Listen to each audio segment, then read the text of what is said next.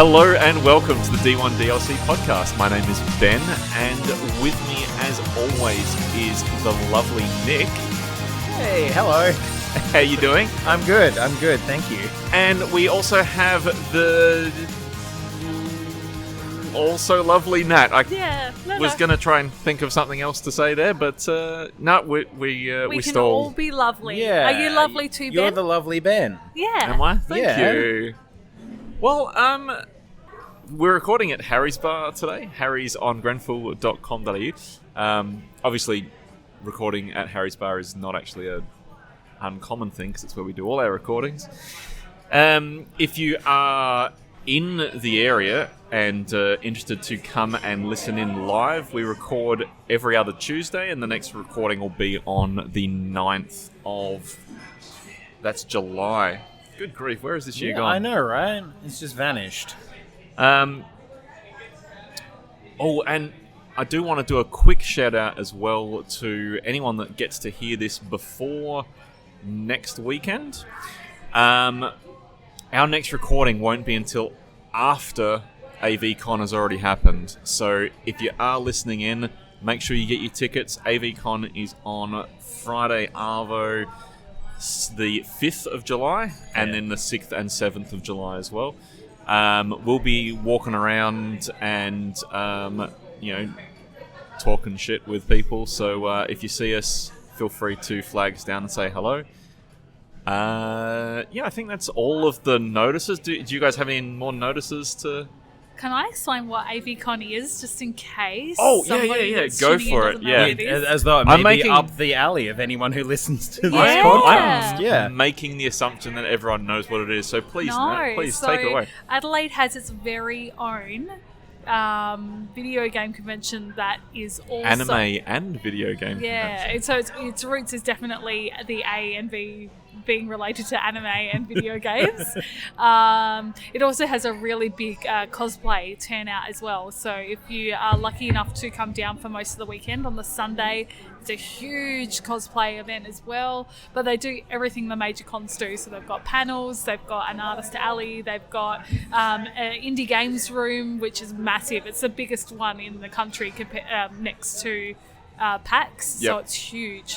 There's also Retrospector's previously been there, which I'm hoping they're going to be back again. Yeah, with all the retro gaming. Yeah, retro gaming, so you can get hands-on with... I got hands-on with a Virtual Boy last year. Oh, nice. Which I'd never had the chance to do that before. We went 4-player on the Ninja Turtles, arcade machine. It was so much fun. Yeah, just for 30-year-old men, just barely squeezing into this one cabinet. It's the thing memories are made of. So in the second half, we're going to talk a little bit more about what we're looking forward to at AVCon, because they've done a few announcements already. But we might start with our usual of having a chat about what we've been playing. So I don't know if you want to lead us off, Ben. I'm happy to kick us off.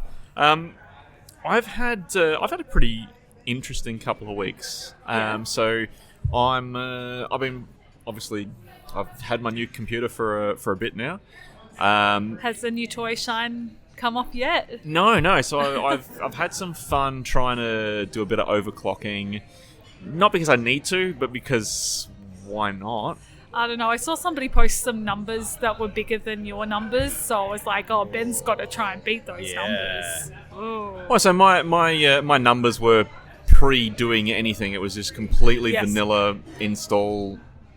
So I don't have a problem with people trying to beat those stats. I was just joking. But no, so had a bit of a tweak there. But I've been playing I've got to get this right. Shadow of the Tomb Raider, the most recent one. Yep. Which is still a good 6 to 9 months old now, but.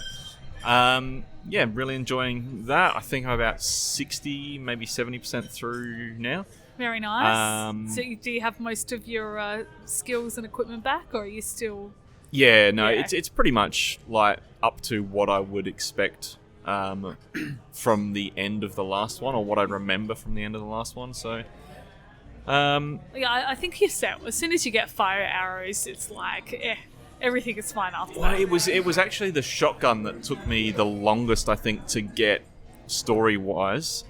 And there's some barriers that can only be destroyed by shotgun. So now I've got that. I think I'm pretty set.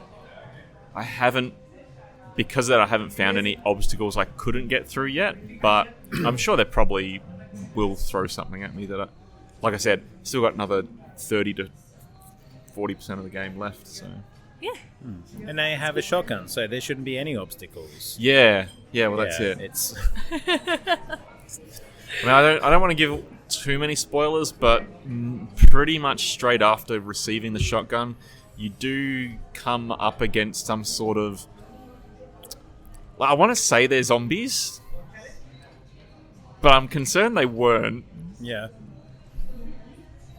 But they didn't survive shotguns. Yeah, well, Ooh. that's the natural weakness of the quote-unquote zombie. Yeah, is yeah. the shotgun. The humanoid enemy that is slightly inhuman enough to make it that mowing them down with a shotgun's acceptable. But questionable enough that I don't want to think too hard on it. Yeah. It's very weird with games like that because you know how you have like the DC versus the Marvel approach in like animation previously. Yep. DC would never show anything. They'd have like people flying through buildings, but everybody would be fine. There'd never be any mention of death toll. Yeah. Whether with Marvel, it's like, oh yeah, like half the planet's dead. Yeah. You know. Yeah, but that's like all narrative. Like, half of the universe died, Well, so yeah. that we could get another Avengers Oh movie. yeah, I think Marvel, I'd be happy for half to die again for another one. That's why we should always thank Star-Lord. Because if it wasn't for him, we wouldn't have Endgame. Yeah, that's fair. That is true. He did make it all happen. But anyway, it was more just that actual human cost of having battles in cities and stuff. Yeah. I think I have talked about this on previous podcasts, but when I played through the first of the new Tomb Raider games, there is a point in the game where you receive... You might not even get a pistol. It might just be a knife. And you get caught as part of a cinematic. And as the cinematic ends, you basically have to kill the guy yourself. It's not killed as part of the cinematic. You've got to do it. And it goes from, oh my god, what have I just done? To literally the next thing she does is start running through the area, killing everybody. Did you ever play God of War 3? No. Because that has one of those moments right at the start. So the idea behind God of War 3 is you're at war with the gods, and the first one you fight is Poseidon. Yep. And he fights you in this big, like, water, horse, crab, like, avatar sort of state. Sure. And you get to the point where you fight him enough, you knock him out, and he's, like, bruised and beaten. And Kratos does the slow walk towards him. Yeah, nice. And then just, like, grabs him by the head and, like, mushes it into a stone, and then like the quick time event prompt is just press L3 and R3. So you press them and it just goes the eye gouge, and it's like, is this me? Am I doing this? Yeah. Oh god. And it's just it's brutal. I know where Yeah. you're coming from. Yeah. But yeah, it was just this weird, like, you have to kill the guy, and then straight after it is like, okay, now we're going to kill everybody. Yeah. It was a really jarring experience, but that said, I've played enough video games now that I'm desensitized to most of the violence now, which is probably not a good thing, but we don't think about it too much. As long as everyone doesn't get tagged as a zombie, just in day-to-day life, you'll be fine. Yeah, well, that's it. That's it. Sorry, zombie, infected, rippers, I don't know what you want to go with. Yeah, sure. And any of the above. All of the above. What Sorry. what about I was yourself, just Nat? thinking What about have you people been... that have the flu at the moment. It's getting really bad. So I haven't been getting into games a whole heck of a lot because I've been quite busy with stuff. But I did, at the moment on the Switch, there's a Aussie indie sale. So heaps of Aussie and New Zealand games are on sale on the Switch. So good. But I had been meaning to get into a tower defense game again. So there's a tower defense game by the same people that made Death Squared, SMG Studio. Oh, nice. Called OTTTD. Over the Top Tower Defense. Right, okay. And it is over the top. it delivers perfectly to name. Yeah. Yeah. So you obviously have your towers that you build, and you only have selected spots you can build things along Right. the path. So it's not where you can pick, but you can pick what towers you put down, and you have your upgrade and repair. But as the storyline goes along, you start with one hero. You can have up to 3 heroes running around the map that you control as well. So Okay. they have weapons themselves. They have special abilities. So some of them can repair the towers. Some of them have like a shock or wave or a heal mechanic or Yep. whatever it is. So on top of that, everything that you kill, their remains usually stay on the map. So the bodies start piling up, and the bits of bodies start piling up on the map. And you start facing some really weird-ass things, like a motorized shark, and it's just weird stuff. Sorry, it took me a while to get used to it on the Switch, because I'm used to either touch screens or mouse for tower defense, so it took a bit of time getting used to the thumbsticks, but it was kind of good that the towers were in fixed positions, because it kind of would click into space a bit So better. it doesn't utilize Switch's touch? Yeah. No. Huh. That seems odd. I would've Hey, thought there's a you lot would of just- games that I've noticed that, It would just be perfect for, yeah. yeah, well, I was going to say that don't utilize for the full features of the Switch, and it feels like it's a port, which, I mean, it may be, but Yeah, well, a lot of this things is- don't it's- use the motion control or the touch. Yeah.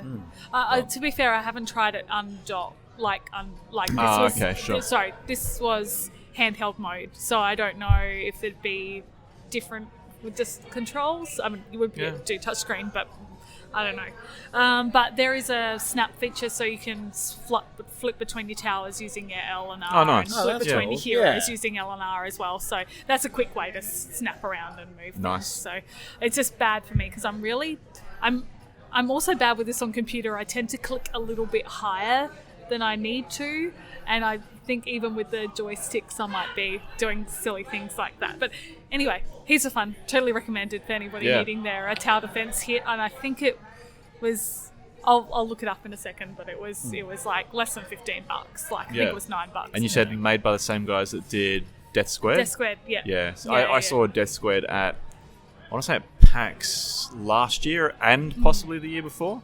Yeah. A lot of fun, that one as well. I think that's on the Switch Yeah, sale that's on as the well. sale as well. Yeah. So many good games. I wanted to just get one, and because I knew I didn't have much time, so I just get one, play it. Yeah. It's very, very good. How about you? I've been Nick? going mental with the Switch lately. Yeah.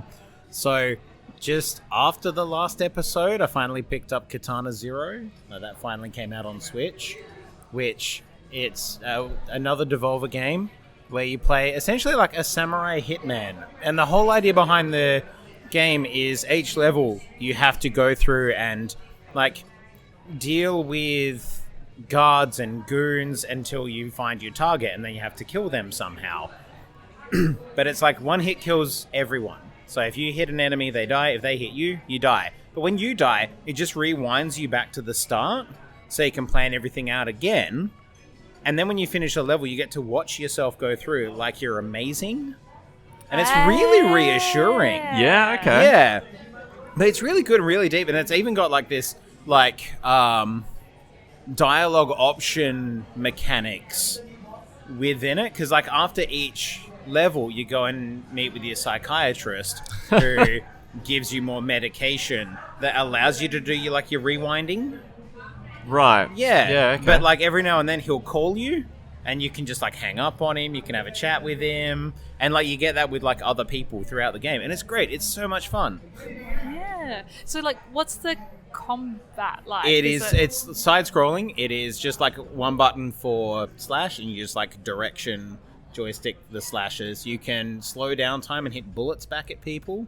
You can, like, pick up items and just throw them into people. And eventually you'll find, like, enemies who just do different things. So there's, like, some guys who, I think they're armed with swords. It's small on the Switch. And they'll, like, if you hit them at the same time they hit you, it drains, like, your stamina, and you can't, like, dodge or jump or fight back. So someone else might, like, just king hit you from behind. Yeah. Rewind back to the start and then start over again.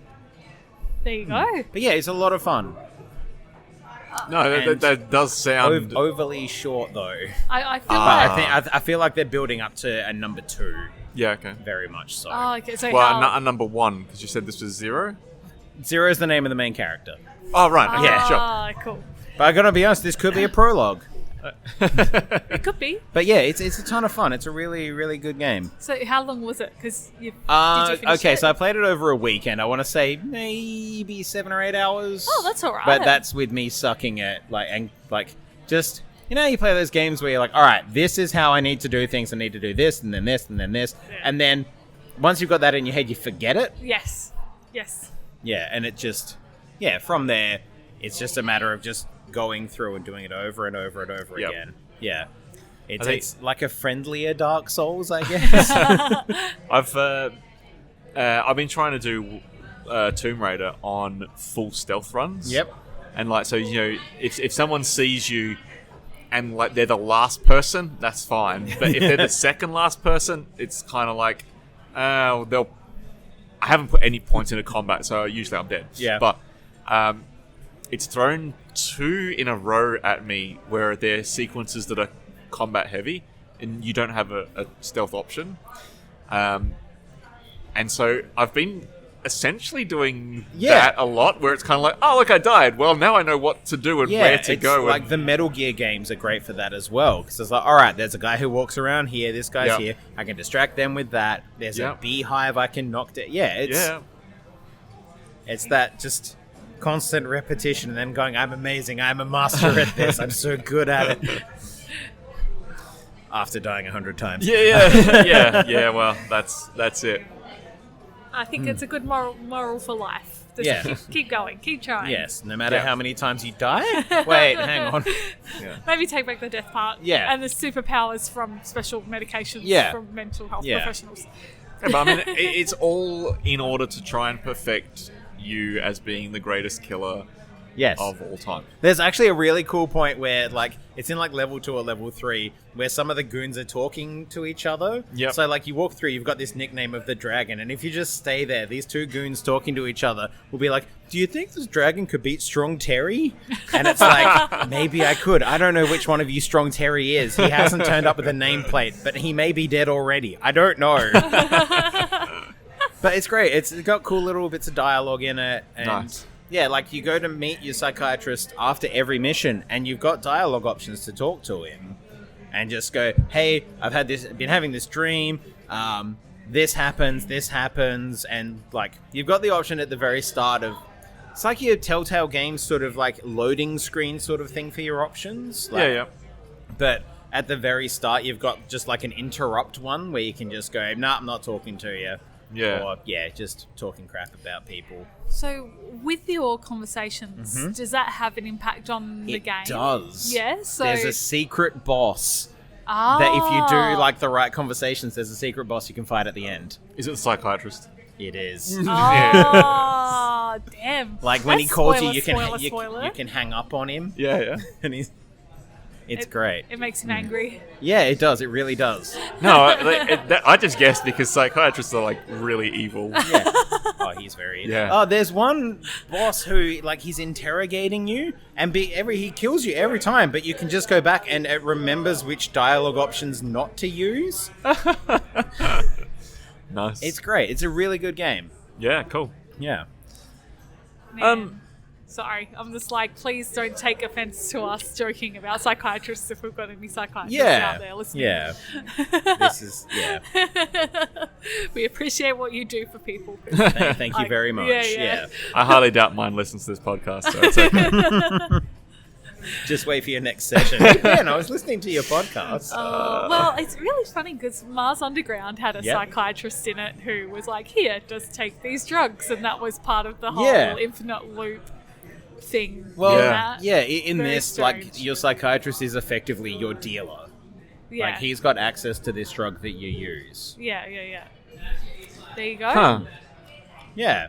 And so you have to go to your meetings with him. It's great. It does bring up very interesting discussions about representations of mental health in video games, but we might not go through that today. So it's a good discussion for another time. Yeah, I would say after a few drinks at the pub, but that's kind of what we're doing. We're at one. Yeah, we've already had one. We need more. Well, what else you guys been up to then? So I am about halfway through Jessica Jones. Okay. I don't know if either of you have. I've watched watching season that. 1. I started watching season 2, and for some reason I couldn't get into it. Oh. I don't know why. It's something I'll probably go back and watch, but I watched the first episode, and then... I'm feeling mildly For offended. season 2. Yeah. See, I have to agree with you. Season 1 was amazing. Season 1 was so good, 2 yeah. was less so, but I watched it all, and I do Yeah. plan to watch the third one. Yeah, I think season 1 was just amazing. So. Well, whatever I mean, they were gonna okay, do so you've wasn't gonna got be as David good. Tennant Yeah. versus... It doesn't matter. You've already lost because you can't beat David Tennant. So that's pretty much... Yeah. Speaking of which, have you been watching Good Omens? Have either of you watched Good Omens? I have No. watched all of Good Omens, It's yes. so great. What a good movie. Movie. Why not? A good TV series. Yeah. What's his name? Michael Sheen. So yeah, the romance between the two main characters is phenomenal. Yeah. And it just- has to be intentional, but Oh, yeah, 100%. it's so good. Yeah. Oh, man. Have you seen it yet? No. It's so good. It's just like... It's great performances from every cast member. Yes. Yeah, it really Yeah. is. I don't have a way to access it legally, so I may need to go visit a friend to Yes. go and watch it. Yeah. No, it's worth it. Invite Yeah. yourself over to a friend's house for 6 hours of viewing. Yeah. That's okay. I can do that. It's well, what is it? 6 50-minute episodes, I think. Yeah, something 55-minute like that. episodes. That... Um, yeah. Who else has got in it? John Hamm. Yeah, John Hamm's in it. Oh, gosh. Brian Cox, not the scientist, but the actor, is in it. He plays Death.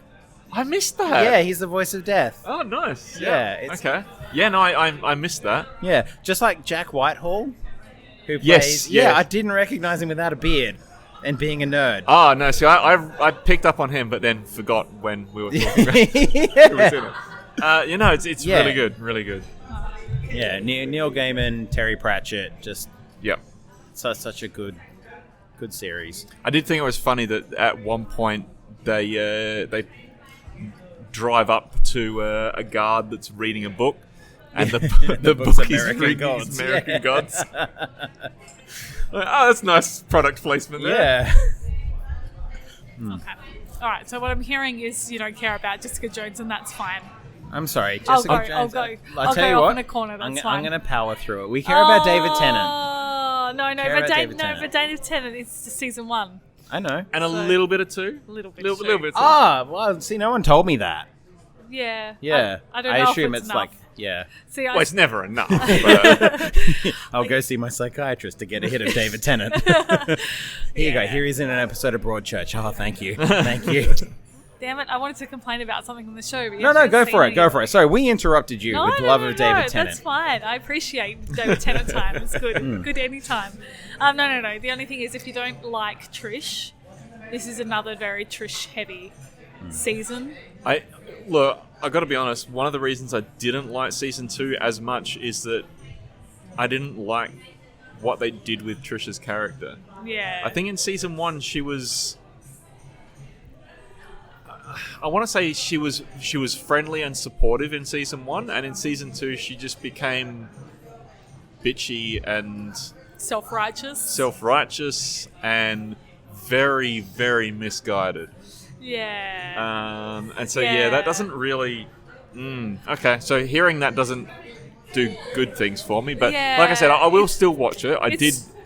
It's just tricky. I just Yeah. don't know if it's just my perspective. Okay. Because I was sitting and a few of my other friends have watched it, and I said, do you like her? Do you relate to her point of view? And they're like, yeah. And I'm like, okay, it's probably just me then. But maybe it's that. Really? So anyway, No, If anybody's I watched think as far as relatable characters, I think, well, maybe not relatable is the right word. As far as interesting characters that you kind of really feel for, I think Jessica Jones herself is an Yeah. amazing character. yeah. Yeah, very, very well written. I never read any of the comics, so I can't say how she compares to that, but the TV show version of her is fantastic. I think in the comics she's got her life together a lot more. Yeah. In the comics she got married to Luke Cage and they had a kid. Really? Yeah. Well, she has a fling with him in season 1. Yeah. So. Yeah. But they're a true power couple in in the comics there. Okay. Yeah. I still love Rosario Dawson. Oh yeah. She's my favourite. She's the I want her glue to that be holds happy. them together. Yeah. Whatever she's in, I just want her to be happy. Yeah. And potentially be dancing. I always enjoy her when she's dancing. What, have you been watching anything else? Me. Still going through Stargate. I'm nearly at the end of season 3. I'm catching up to current with Brooklyn Nine-Nine. Oh, yeah. So I'm about, I reckon, 2/3 of the way through season 5 at the moment. And then obviously got season 6. You guys seen the actress that plays Rosa? Stephanie Beatriz? Yeah. Yes. Have you seen interviews with her in real life? Yeah. They're interesting. I just can't believe her voice. Like, I was watching her interview and I was like, wait, is this the same? That can't be her. It's funny because the episode that I've just watched most recently is the one where she goes undercover into a hairdresser's. Yeah. And she basically is being herself, I think. Yeah, well, yeah. Maybe not quite herself, but she's just like happy and bubbly and like gossipy, and it was hilarious. And then I do remember seeing I do remember seeing interviews with her, and I'm like, yep, okay, interesting. Yeah, no, it was only because I was watching it the other day, but she was talking about she found out when the actress playing Amy got cast, and she was like, oh, well, there's no chance I've got to hope because they've already got one Latina woman. Like, there's no way they're going to cast another Latina. Yeah. What I really like is the fact that they have really hit a lot of, I guess, minority targets in there, but they've also got, someone that I can identify with in Boyle. I was going to say, God, I hope it's not Jake. Yeah. It's good. Sorry, we can't deny it. Yeah. You're definitely not like Boyle. I'm not like Boyle. No. No? No. Let me reassure you. Do you always say really inappropriate things when you're around your friends? Yes. But, sorry, really inappropriate but accidental. Like, you just don't even think it's inappropriate. But there no, I know it's inappropriate. Yeah. No, we had this discussion, I think it was at work actually, where which character you most identify with, and I think I ended up with Scully. Yeah, see, I was thinking about it. I was like, yeah. I say, I definitely don't ever want to be Hitchcock. Yeah, I'd be a Hitchcock or a Scully. I feel like they're one person, just over two bodies. Yeah. See, I see Scully as the lovable idiot and Hitchcock as the serious creep. Yeah. You can't want that. Yeah. Have any of you guys seen the show Dark? No. Cool. This is a short discussion then, isn't it? I was just on my phone before, and there's a podcast I listen to called Stuff to Blow Your Mind, which is like covers a whole lot of range of stuff. But they were talking about Dark. Yeah. So the first season's been out for I reckon at least a year or two. It's I want to say German language, so you can watch it subbed or dubbed. Oh, I can practice my German. I can't stand it dubbed because it's... Well, I can't stand anything dubbed nowadays. The lips not making the same movement as the mouth, as the words. Yeah. I can't handle it. So I have to watch it subtitled. But it's really good. Season 1 was amazing, and when Season 2 came out, I want to say Friday it launched. I've watched the first half of Season 2 already, and it's just good. It's got Interesting drama around a small town. Plus time travel. Ah, okay. I was going to say, just like Midsummer Murders, but that's got time travel. Yeah. So There's not like a Midsummer's. dome or anything, is there? Yeah. A dome. Yeah. The, No smoke monsters. no smoke monsters that I've seen yet. Okay, cool. There is a dome, but not one you're thinking of. Okay. There's always a dome. It's sci-fi. Yeah. This is. No, we've gone for a cube this time. Now this is more that when the time travel device story mechanic, it forms a dome. Oh, there you go. So There's There you go. always Yeah. a dome. All right, so a high very recommend from Ben so far. it's so good. There you go. Okay. Okay, are you guys all right if we take a break Yeah. for a drink? Yeah, So I can need wash to, that get thought another out one. of my head. And when we come back, we'll chat about AvCon a little bit. We'll also talk about AVCon. Well, we can have that argument after the break. Yes. We can, and we'll also chat maybe a bit about the Nintendo Direct. That Oh, we yeah. missed, We missed Yeah, last, yeah, for sure. last a time. few other things. So, Cool. Cool. See- Well, see you guys soon. see you guys in a bit. yeah, bye.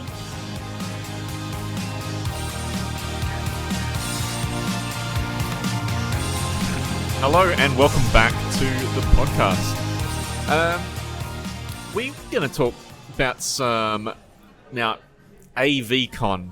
Yeah. Now, see, Yeah, you mean AvCon. I've been saying AvCon for I reckon my entire life, and I've just this afternoon had someone tell me that it's AVCon. I'm going to drop the someone in it too. Yeah, you're going to drop them in? Yeah, So- so Matthew Lee. Yes. So he's awesome dude, and he runs the indie games at the table. indie tabletop game area. Yes, at Yes. AVCon, and he was telling us the fine tradition of whether you should talking to us about the fine tradition of whether you should call it AVCon or AvCon. Yep. So his backstory about the name is anime and video games. Yep. Also, that there was mascots. There are mascots. There are Yeah. the mascots that are A and V.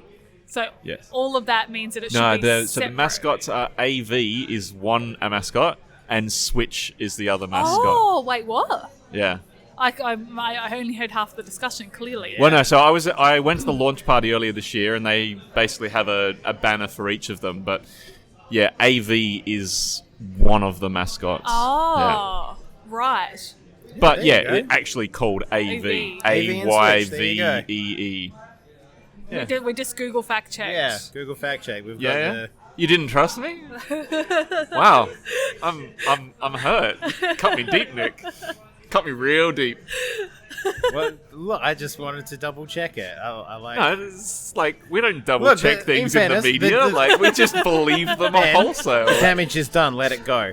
The trust has been broken. Oh, no. Anyway, so AVCon. Yeah, so AVCon. What? Well, I mean, I'll start off because you've mentioned the indie tabletop games area. Anyone who's listened to the podcast for a while may note that I occasionally will drop in my love of tabletop gaming. Yeah, I know. Really? Because Yeah. it gasped. I'm shocked. So I'm super keen to see what's happening.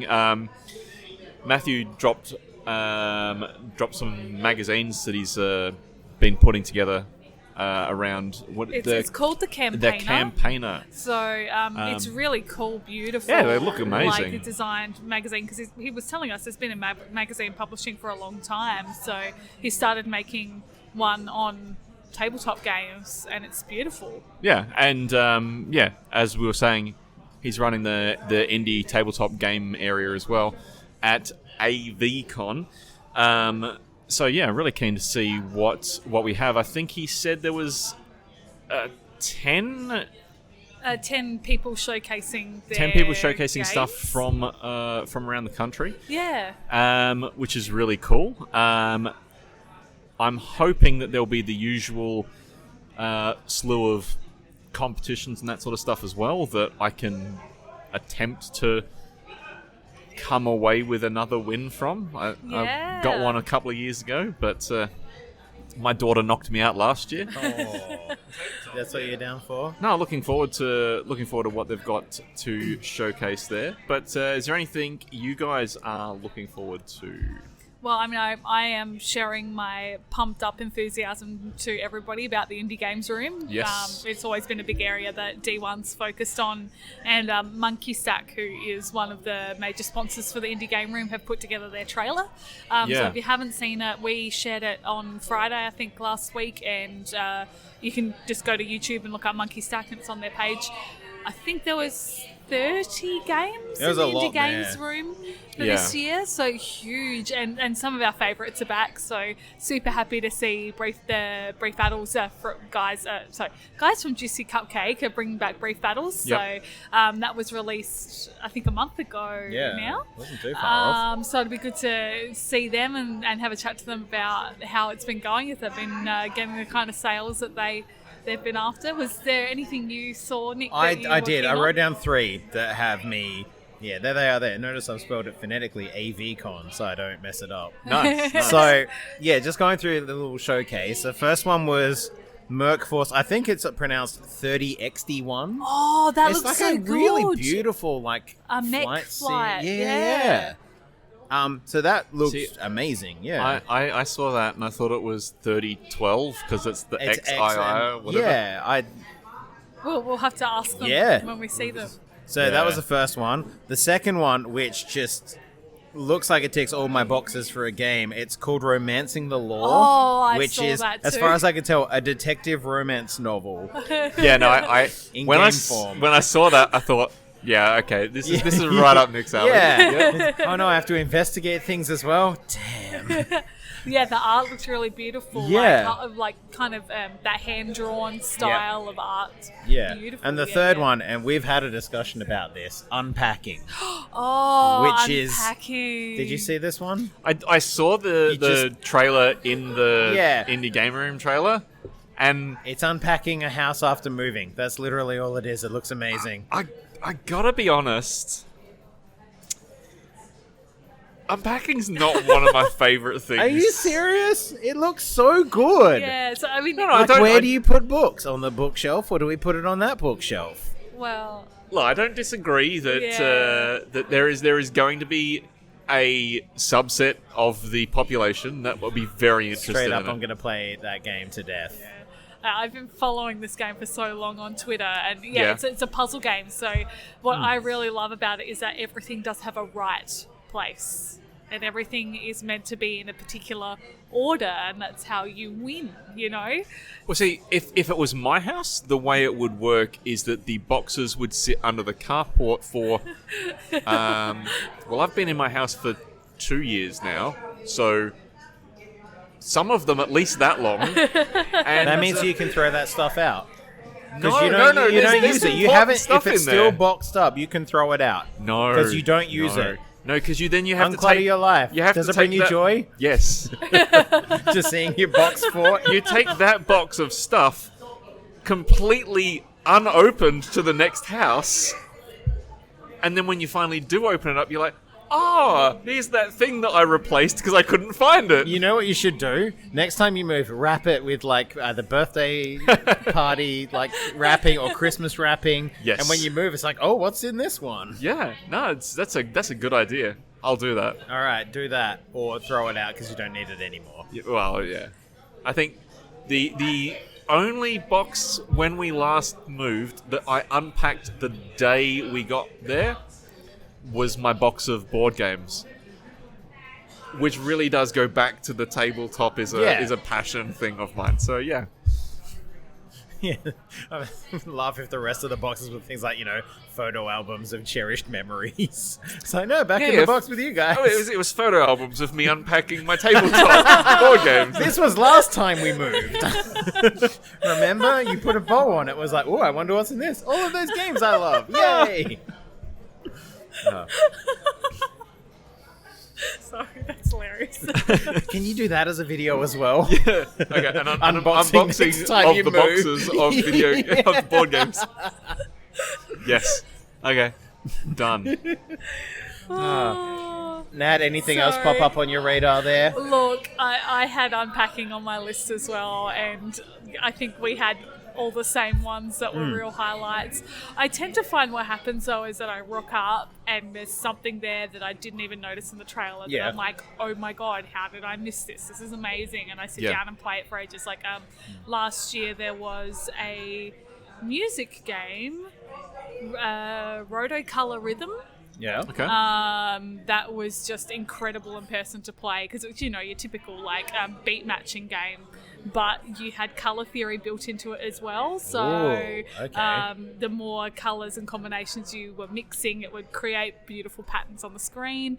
And also you had an avatar like basically kind of running along the track with you like as a pacer, and so you had like stingrays and unicorns and all that kind of fantasy stuff. That stuff always, like, I'm always curious to see how they do it because I've got a couple of friends who are colorblind. Oh yeah. And so every game that has mechanics that are specifically based on color, I'm always probably far more critical than is actually fair of them because of it. In this game, so the tracks were fixed and the colours were always on the same track. On the same track, yeah. So from bottom to top, you'd know which button one they Okay, cool. So you could learn which was the right one and then went from easy.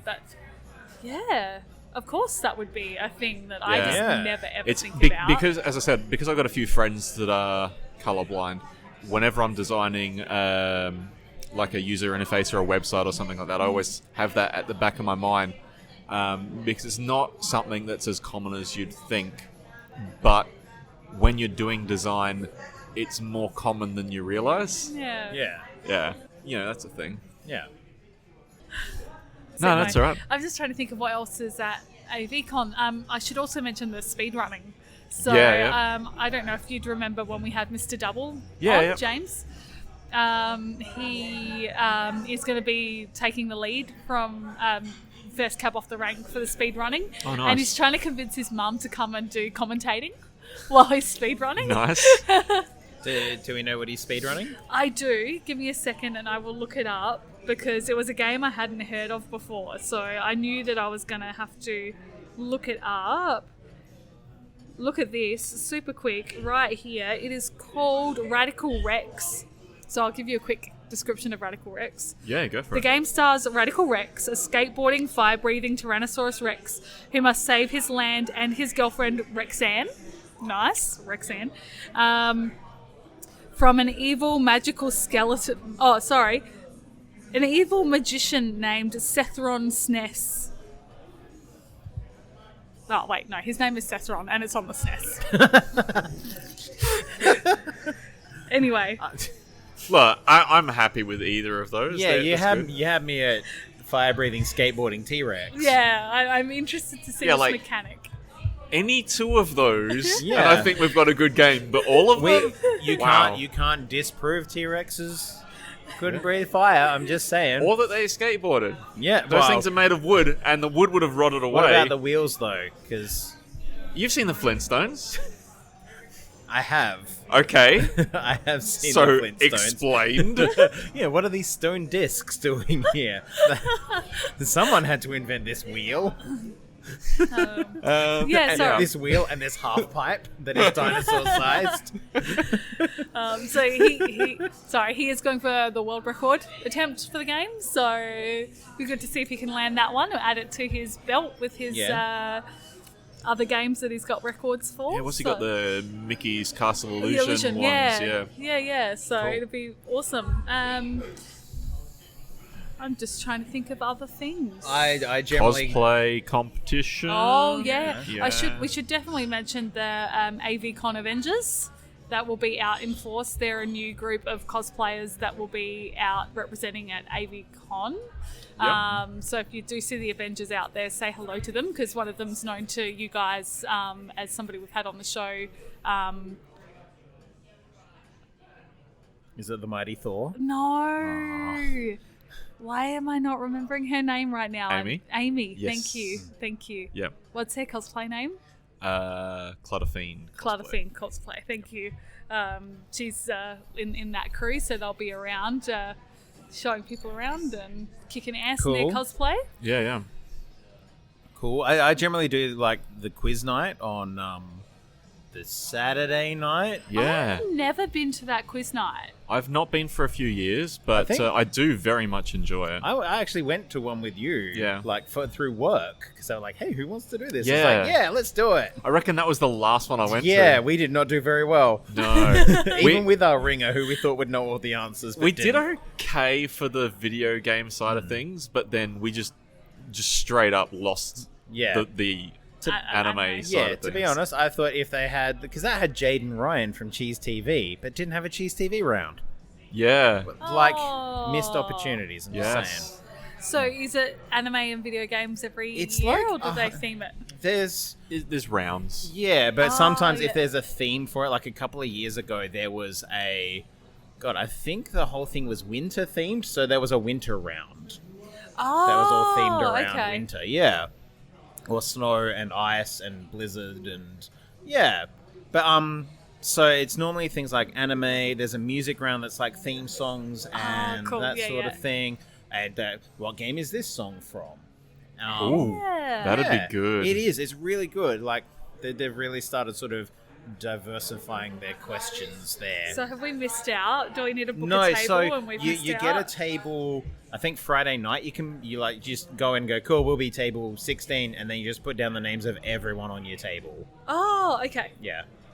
There you go. Yeah, and I think when we did it a few years back, I said, yes, I'll have a table, thanks. And then we just ushered people in. Well, they basically say, how many spots have you got left? And we're like, 3 seats or whatever. And they just like, here's 3 people. And they sit down. Oh, that's cool. So you can go as a group, and then if you've got any spare spots, they'll fill them. Yeah. Nice. It's generally a lot of fun. Okay. I haven't been to a quiz night in ages. Too long. Yeah, there's to unleash my competitive spirit. As a couple of my friends are going to a quiz night this weekend that I unfortunately can't make, but is here it comes again, is Brooklyn Nine-Nine. Yeah, I saw that one. Yeah. So, disappointed I can't make it, but I love quiz nights. Well, why are we not doing the quiz night? Do we have other plans? The Avcon one? Yeah. Oh, no, I'll be there, even if I'm a table of 1. Or I've joined another table as a ringer. I'll totally do it. Let's do it. Yeah, we'll have a D1 table, so... I think usually the D1 table is not happening because the D1 guys have spent the day working on the Saturday. But, we could try and extend everyone out till the... Yeah, heck yes. Caffeination. I've got some people. Let me put the feelers out. Okay. Let's get us a crack squad. How big do the tables normally... About 10 folk. Oh, well, Andrew's already put up his hand to come and join us as well, so we've got 4. We'll have to check with the other guys, 6 more. See if Jordo or Brad or... not Brad, because he's not coming, because he's running a marathon or something. Terrible.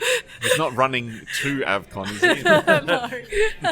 Running to the marathon, then running it. That's a decent run if he is. Cool. Do you mind if I use that as a segue? Do we have anything else we want to talk about AVCon? No, mostly good. Yeah. Have you guys seen Brad's updates for his game? I don't know if we've spoken about this at all on the podcast I was disappointed because I saw he's put out a video, but I haven't actually watched the most recent one. But I did ask him specifically if he was going to be at AvCon at the Indie Games Room this year, and he said that he's not. But watch this space for next year was what he said. So. We'll see. It was funny because there was a game called Space Beards in the trailer, and I was all like, "Oh, is this Brad's game?" But no.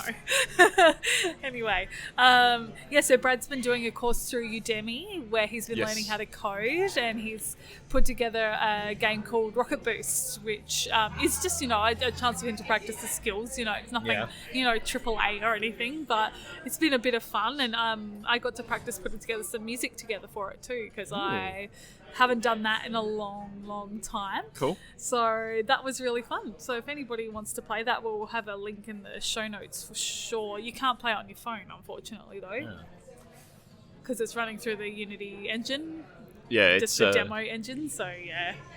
Yeah, browsers, or possibly I think you can download an installer, maybe. Oh, that would be cool. Don't quote me on that. That Okay. might not actually be a thing. Okay. But definitely on browser works. Maybe. Just check it out. Click the link. Yeah, I was just going to say. Click yeah. the link. Yeah, it's called Rocket Boost. Very simple kind of thing. You got to guide a rocket through some mad puzzles that Brad has created. Oh, infuriating, I think is the correct term. I finished the first level, I was like, is this it? And then the second level, I think I died about 15, 20 times. And then I was like, I don't like this game anymore. I'm really worried that he's going to introduce timers, because my winning strategy so far has just been, because is it your space is your throttle? There's a key that's your throttle. Yeah. And so I've just been lightly tapping it, just tap, tap, tap, tap. No, I think... And if there's a timer on it, I'm screwed. What I've said to him is what I would like to see in a future update is fuel as a mechanic. Oh, yes. Yeah, he did say that in the last video, that he wants to get fuel in. Yeah. He's going to go off and learn some more code and then come back and add that in. So Yeah, so that's... so I think... I just think about... all the movies I've seen, the dawn of space exploration, where they're like, oh, we're landing the lunar module, but we've only got 17 seconds of fuel left, so don't fuck it up. Yeah. And just you can go back to Nat's strategy, just tapping the throttle. Yeah, just well, as your yeah. Well, positioning, gotta love the winning strategy. Yeah, well, if it works, right? yeah. Have you contacted NASA with your strategy? Because I mean, Elon Musk, I'm on the edge of change it to scientific spacebar discovery. X. Done. All right, Nice. how are we That's getting into space? great. We just tap in spacebar. There's a whole bunch of engineers out on the pad with keyboards. I can see that happening. Yeah. So I guess on the downside, I did kind of want to address the news that was around last week with the EA representative talking to one of the inquiries that are happening in the UK about loot boxes. Oh, yeah. Surprise mechanics. Yeah, so they're not... Didn't you know that they're not called loot boxes? They're called surprise mechanics, and they're exactly like a Kinder Surprise. Yeah. Yeah. See, I heard this, and my first thought was, well, that's rubbish, because when you buy a Kinder Surprise, you get a chocolate. Yeah, you get get it. chocolate. You get You're the chocolate that guaranteed you chocolate. are knowing that you get. Yeah. And then you get a bonus. Yeah. And there's always something in there. It might be a duplicate, but at least there's something in there too. Like sometimes... Yeah, that's the There's surprise portion of it. Yeah. The surprise mechanic of the Kinder Surprise, I guess. Yes. I just couldn't believe that is the line they're going with now. Yeah. Like, don't get me wrong, like I'm not the biggest fan of loot boxes, but I see their mechanics in a lot of games, like, even games where you're not paying for them, where you get randomized prizes and stuff, and I'm not always against it. I don't think it's a bad thing, but when you put false equivalencies out there like that, it just makes you look silly. Yeah. It makes So, I you mean, look really silly. I've played a shitload of Diablo 2 and Diablo 3, and when weapons and armor drop, they're randomized. That's how the game works. Yeah.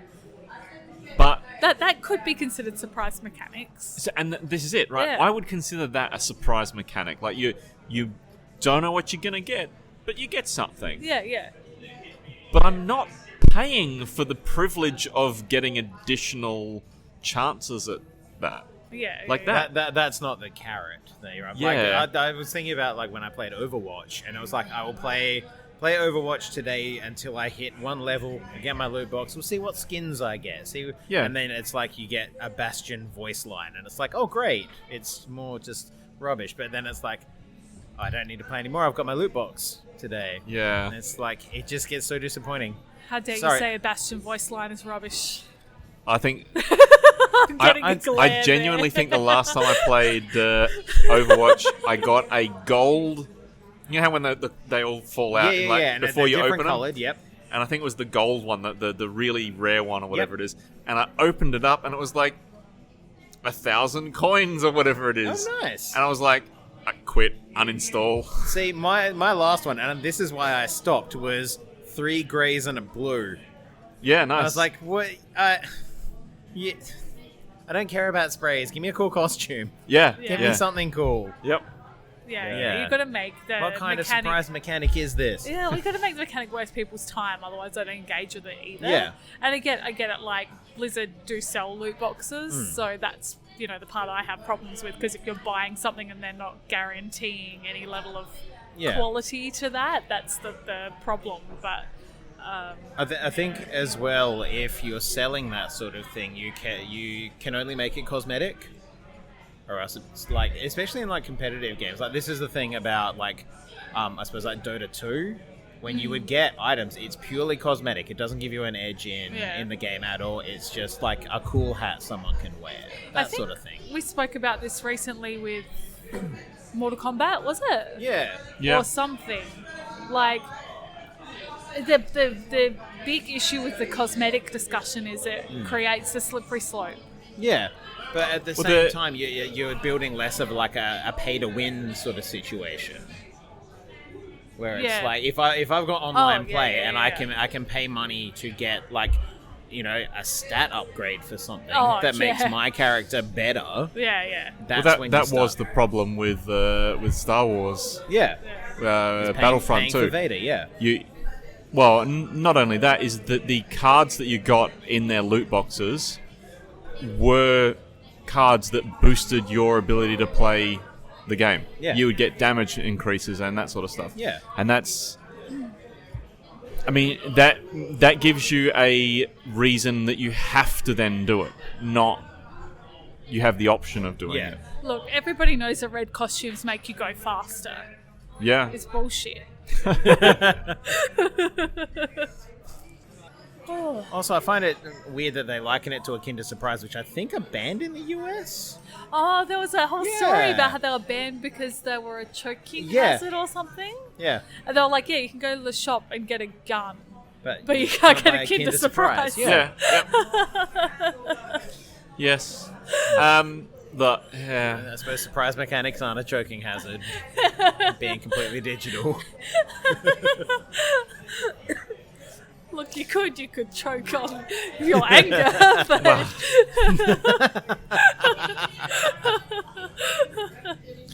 What was there anything else you guys wanted to to cover off? Yes, 100%. Because last time we recorded, it was during E3 or even pre-3, like the lead up to E3. Yes, and it was. The night we were recording, Nintendo dropped a Nintendo Direct. Yeah, so we didn't get to talk about it. We didn't talk about this at all, and holy moly. Wow. Like, everyone can have their March 2020s. Nintendo's got this year covered. Like, most of their stuff's coming out in the next couple of months. What are you talking about? The only thing that matters is not coming out until March 2020. You mean the Avengers game? No, I'm talking about the one thing that I was really looking forward you mean to. Cyberpunk 2077? That's April, so I've got a month to play Animal Crossing, basically. Fair enough. Animal Crossing is being delayed until 2020, which, I've got to be honest, is devastating news for me. My partner said the same thing. She's like, it's too long. Like, she was told this year, and now they're taking that back. Can't you just play Animal Crossing indefinitely, though? Isn't it that sort of game where you just... I won't lie. She probably has, like... I know for a fact she's got all the amiibos on her desk, on her computer desk. She's got a stack of the little cards. We've got, I think in the household there are 4 or possibly 5 copies of New Leaf. Yeah. For the 3 3DSs that we have between myself, my partner, and the kids. So look, I'm gonna say we do like the Animal Crossing in our household. What do you think? Because it looks like you have to start from, like, Tom Nook strands you on an island, I assume because you haven't paid him. And you have to just start from nowhere, like start from nothing and build your society from there. Yeah, I think that's going to be interesting. I'm looking forward to it.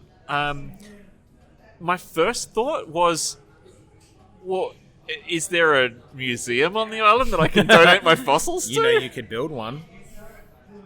Well, what do I do with all these fossils? Skate park. Yeah. Fire-breathing T-Rexes. Yeah, Like a skate okay. park. That makes a lot of sense. So we did have new Animal Crossing. Look, Is it I'm distant? super sorry. I'm super happy about the delay because Yeah? all the media that came out about how them avoiding the crunch Yep. was Yeah. just like, yeah, I like 100%. I can- alive and happy Yeah. devs. I can wait for games if Yeah, it yeah, means yeah. someone isn't like going mental. We've heard it's not the same Yeah. at Ben's house, but that's okay. Yeah. No, We're I allowed different I opinions. get that, but I work in IT. I work in an agile environment, and I would just say, surely we can get someone that can context switch from something else onto Animal Crossing so that we're not pushing our developers, but we just delay something else. Okay, but they also announced the sequel to the Breath of the Wild, and holy moly, that's got me excited as well. I don't care if it takes another 3 years. I'm gonna play the crap out of that game. Yeah, that trailer was just like, It's so ooh. good. I'm all like, is Zelda gonna be playable? I hope so, with a cute little her adventurer haircut. Yeah. Sorry. Not that I played any of Breath of the Wild because I had breakable weapons and it just... You know what's not a breakable weapon? The Master Sword. Yeah. That just runs out of energy and then just replenishes. Look, another thing I would like is if maybe it didn't rain quite so much. Oh yeah, especially when you're climbing. Yeah. It's like, I need to climb here to fight this dragon, and then it's just raining all the time. Yeah. Yeah, no, Yeah. 100%, I Yeah. agree with you. I think it would be great if it was 2-player. Well, You know- that's another thing I was talking about because they were Yeah. hinting at Zelda, maybe.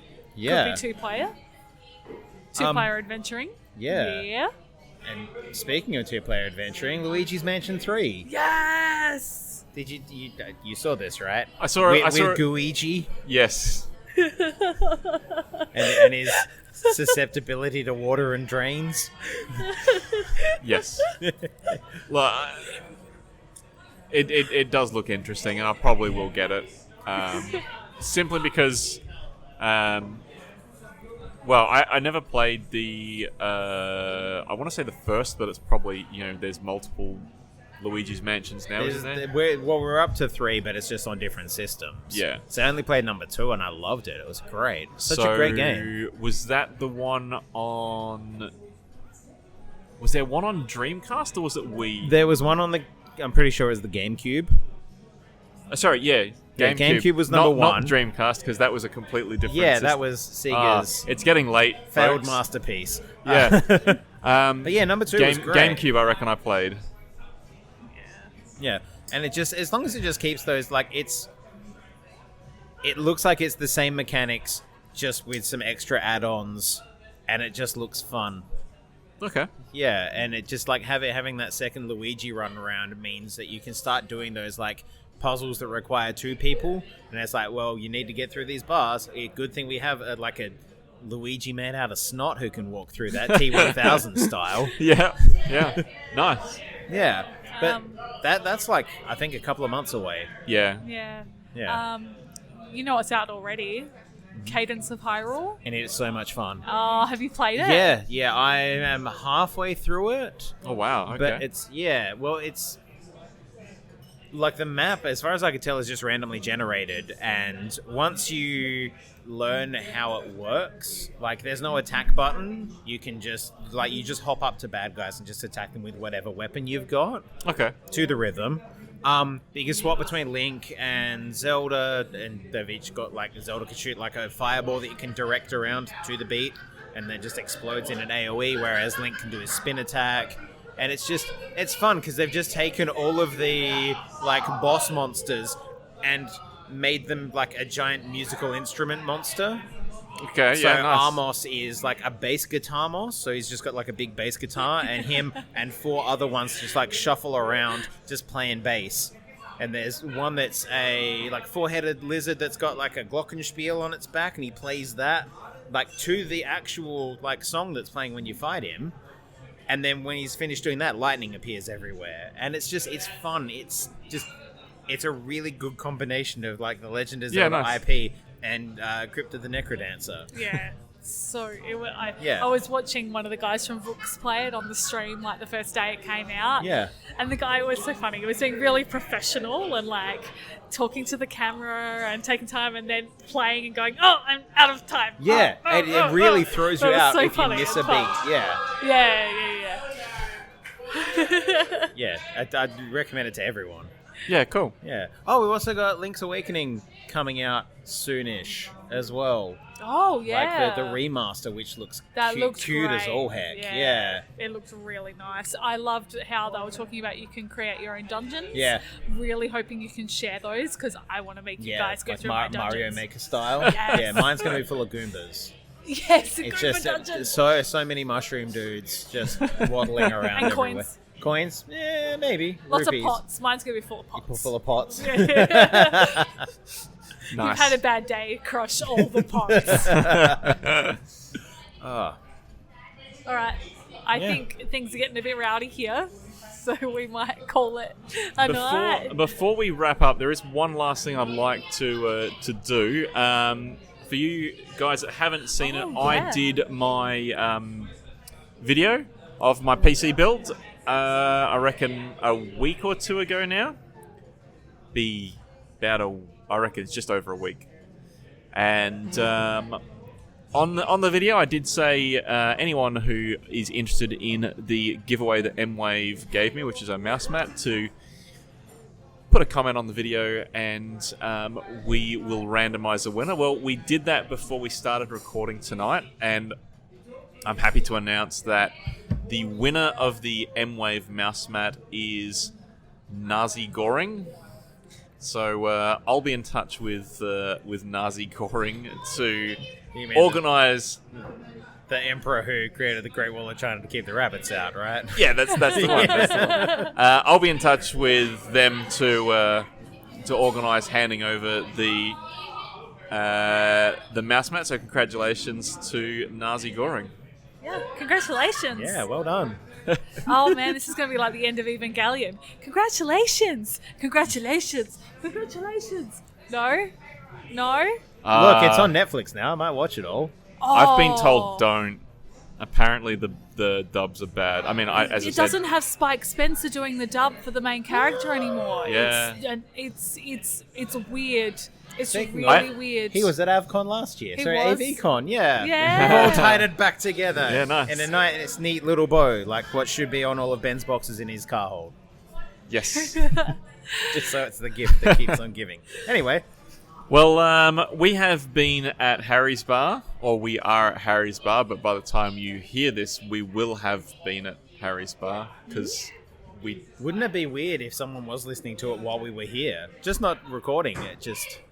Well, they could be listening to it in a fortnight Yes. when we're recording their next episode. On the 9th of July, in fact. So, next recording, 9th of July at Harry's Bar from about 5 o'clock. Feel free to pop in and say hi. And, we'll leave you there, guys. Have a great fortnight. See you next time. Bye. Yeah. See ya.